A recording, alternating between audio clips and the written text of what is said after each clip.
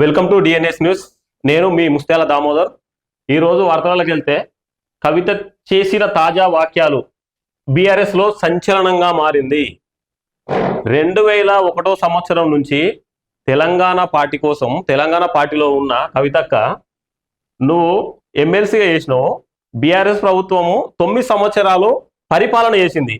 అప్పుడు తెలియలేదా అక్క? ఇప్పుడు నువ్వు పోయి సభలో ఏడుస్తున్నావు, కంట నీరు పెట్టుకొని నా పిల్లల మీదొట్టు, నాకు యాదగిరి లక్ష్మీ నరసింహస్వామి అంటే నాకు ఎంతో భక్తి, ఆ దేవుని మీద ఒట్టు అని చెప్పుకుంటాను. ఇలా ఏడుపులు ఏడిచి తెలంగాణ ప్రజలకు నువ్వు ఏం చెప్పుదాం అనుకుంటున్నావు?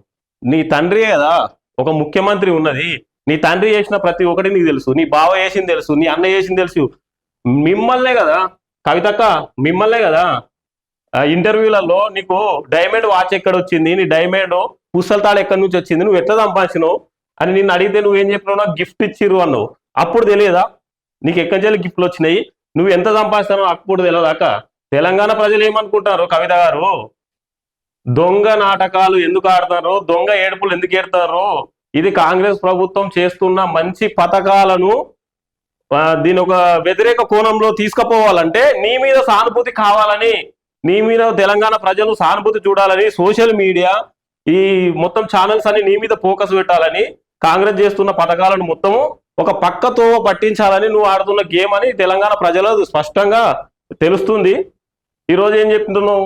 బీఆర్ఎస్ పార్టీపై తెలంగాణ జాగృతి అధ్యక్షురాలు కల్వకుంట్ల కవిత చేసిన వాక్యాలు తీవ్ర దుమారం రేపుతున్నాయి. 2 సార్లు ఎమ్మెల్సీ చేసినావు. తీహార్ జైలుకు నెలల తరబడి పోయినప్పుడు మన బోధి చెట్టు కింద కదా బుద్ధుడు కూర్చొని ధ్యానం చేస్తే జ్ఞానోదయం అయినట్టు నువ్వు తీహార్ జైల్లో పోయినప్పుడు ఈ జ్ఞానోదయం అయిందేమో అని తెలంగాణ ప్రజలు అనుకుంటారు. ఎందుకంటే చేసిన తప్పులు మొత్తం కప్పిపుచ్చడానికి నువ్వు ఒక తెలంగాణ జాగృతి అని ఒక కొత్త పార్టీ పెట్టి కాంగ్రెస్ ఎక్కడ చూసినా కాంగ్రెస్ మంచి చేస్తుందని, ఆ కాంగ్రెస్ ప్రభుత్వం చేసే పథకాలు మొత్తం కనుమరుగు కావాలంటే మళ్ళీ తెలంగాణ ప్రజలు ఏం మాట్లాడుకోవాలి? మళ్ళీ అదే బీఆర్ఎస్ ప్రభుత్వంలో ఉన్న మీ తండ్రి గురించి, మీ బావ గురించి నువ్వు చెప్పుకుంటూ పోతుంటే నీ గురించే మాట్లాడుకోవాలి అనే ధోరణితో చేస్తున్నావు అని అర్థమవుతుంది. నువ్వు వచ్చి రాజీనామా చేసినావు.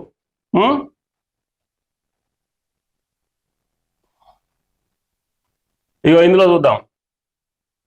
కొట్టి ఊహు అంటావా?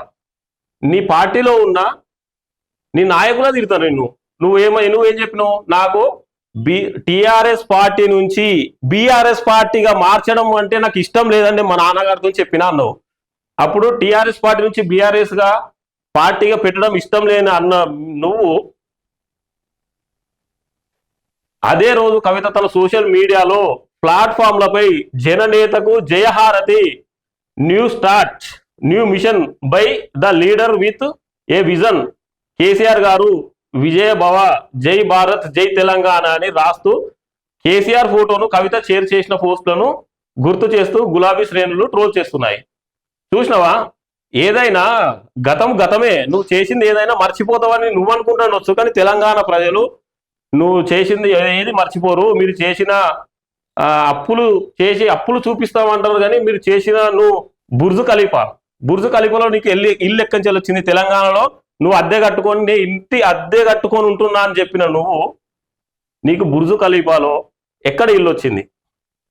ఇవన్నిటి మీద తెలంగాణ ప్రజలు నమ్ముతారేమో అనుకుంటున్నావు, కానీ తెలంగాణ ప్రజలు నమ్మరు. అందుకే కదా మీరు చేసిన అరాచకాలు నువ్వు చెప్పక ముందుకే తెలంగాణ ప్రజలు టీఆర్ఎస్ ఏం చేసింది, కేసీఆర్ ఏం చేసిండు అని మీ భాగవతాలన్నీ బయట పెట్టాలని మీ పార్టీని ఓడగొట్టి కాంగ్రెస్ ప్రభుత్వాన్ని ఇలా గద్దెన కూర్చుండబెట్టింది.